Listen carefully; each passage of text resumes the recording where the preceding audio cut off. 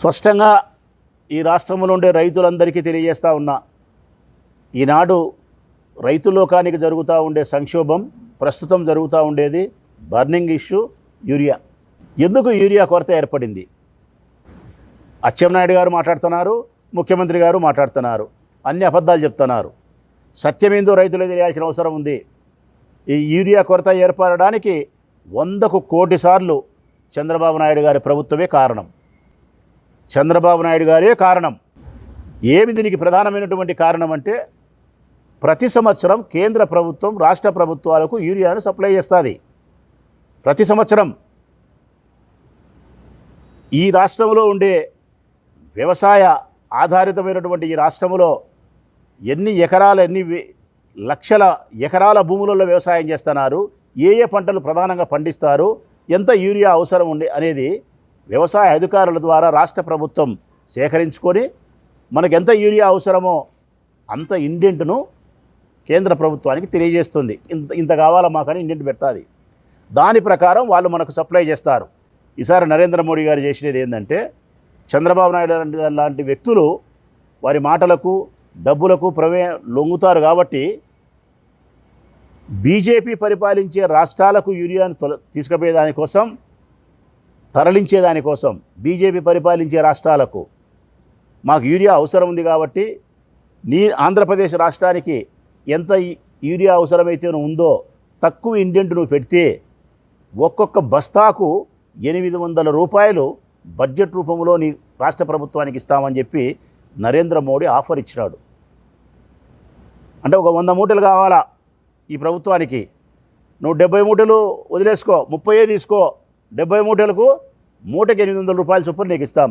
నీకు 1,00,000 మూటలు కావాలా, 30,000 మూటలే ఇండెంట్ పెట్టు, మిగతా 70,000 మూటలకు 800తో మేము ఇస్తాం. ఆ డబ్బును నువ్వు ఇంకో అవసరానికి వాడుకో అని ఆఫర్ ఇస్తే, రైతుల యొక్క ప్రయోజనాలను ఏమాత్రం పట్టించుకోకుండా ఆ యూరియా లేకపోతే పంటకి ఎంత నష్టం జరుగుతుంది, సత్తువు ఎంత బలహీనపడుతుంది, ఆ పంటకు సత్తువు బలహీనపడితే రైతులకు దిగుబడి లేకపోతే రైతు ఎంత ఆర్థికంగా సత్తువు బలహీనపడుతుంది, ఆ రైతుల మద్దతే లేకపోతే నా ప్రభుత్వం ఎంత బలహీనపడుతుందనే జ్ఞానం కూడా లేకుండా రైతులను వాళ్ళ మానానికి వాళ్ళు వదిలేసి వాళ్ళ కష్టాలను వాళ్ళే అనుభవించమని చెప్పి నరేంద్ర మోడీ ఇచ్చిన ఆఫర్ను స్వీకరించి తక్కువ ఇండెంట్ పెట్టినావు. ఇది మొదటి కారణం. ఇంకేముంది? నరేంద్ర మోడీకి కావాల్సినటువంటి బీజేపీ పరిపాలించే రాష్ట్రాలకు యూరియా తరలిపోయింది. కొద్దో గొప్ప మిగిలితే తెలుగుదేశం పార్టీ నాయకులు సొసైటీల ద్వారా పెత్తనాలు ఎవరైతే చేస్తున్నారో అధికారంలోకి వచ్చి, ఆ సొసైటీల్లో ఉండే టీడీపీ నాయకులు పూర్తిగా ఒక్కొక్కరు 200 మూటలు, 300 మూటలు, 50 మూటలు వాళ్ళకి కావాల్సినట్టు ముందుగానే యూరియా తీసుకొని 1-2 నెలల ముందు తీసుకొని వాళ్ళ అవసరాలు పెట్టుకున్నారు. ఇంకా మూడో కారణం బ్లాక్ మార్కెటింగ్. నిల్వలు పెట్టుకొని వ్యాపారస్తులు ఎవరైతే అక్రమంగా సంపాదించాలనుకుంటున్నారో వాళ్ళు పక్కన పెట్టుకొని 450 రూపాయలకు 500 రూపాయలకి ఇవ్వద్దు 260 రూపాయలు అమ్మితే అది కూడా ఈరోజు దొరకడంలే. ఈరోజు ఒక రైతు మాట్లాడినాడు నాతో, 500 ఇస్తామంటే యూరియా దొరకడం లేదు నా అని, 500 ఇస్తామంటే యూరియా దొరకడం లేదని చెప్పినాడు. ఇంకొక కారణం ఈ రాష్ట్ర ప్రభుత్వానికి ముందస్తు ప్రణాళిక లేకపోవడం. ఇది స్పష్టంగా చెప్తా. మనకి యూరియా ఎంత అవసరం ఉంటుంది, ఈసారి ఏ పంటలు ఎక్కువ పండిస్తున్నారు, ఈసారి మొక్కజొన్న ఎక్కువ పండించినారు, ఎంత అవసరం ఉంటుంది యూరియా, వరి పండిస్తే ఎంత అవసరం ఉంటుంది, ముందుగానే ఒక ప్రణాళిక తయారు చేసుకోవాలా. ఆ ముందస్తు ప్రణాళిక లేకపోవడం వలన రాష్ట్ర ప్రభుత్వం యూరియాను సప్లై చేసే కావాల్సినంత యూరియాను రైతులకు అందించే విషయంలో విఫలమైంది. ఇంకొక కారణం, ఈ ఆంధ్రప్రదేశ్ ప్రభుత్వం యొక్క నేతృత్వంలో ఉత్పత్తి చేయాల్సినటువంటి ఎరువులను ఉత్పత్తి చేయలేకపోయింది. రామగుండం, కాకినాడ ఇక్కడ కర్మాగారాలు ఉన్నాయి, ఎరువులను ఉత్పత్తి చేసే కర్మాగారాలు. ఈసారి ఉత్పత్తి తగ్గిపోయింది. బయట నుంచి ఇతర దేశాల నుంచి తీసుకురావాల్సిన ముడి సరుకును సప్లై చేసుకోవడంలో కూడా విఫలమైనాడు చంద్రబాబు నాయుడు. కావాల్సినంత ఎరువులను ఉత్పత్తి చేయలేకపోయినాడు రామగుండంలో కానీ కాకినాడలో కానీ. కేంద్ర ప్రభుత్వంతో లాలుచిపడి రైతులకు గాలికి వదిలేసినాడు. ముందస్తు ప్రణాళిక లేకుండా అడ్మినిస్ట్రేషన్ లోపం అదొక ప్రధానమైన కారణం. టీడీపీ నాయకులు కోస్తా జిల్లాలలో విపరీతంగా సొసైటీల ద్వారా అక్రమంగా 100 మూటలు వాళ్ళు వాళ్ళ అవసరాలకు తరలించుకొని రైతుల నోట్లో మట్టి కొట్టినారు. ఇన్ని కారణాలు నీ వైపు నుంచి పెట్టుకొని రైతులను నాశనం చేసేదానికి పత్తిగింజ మాటలు మాట్లాడతావా?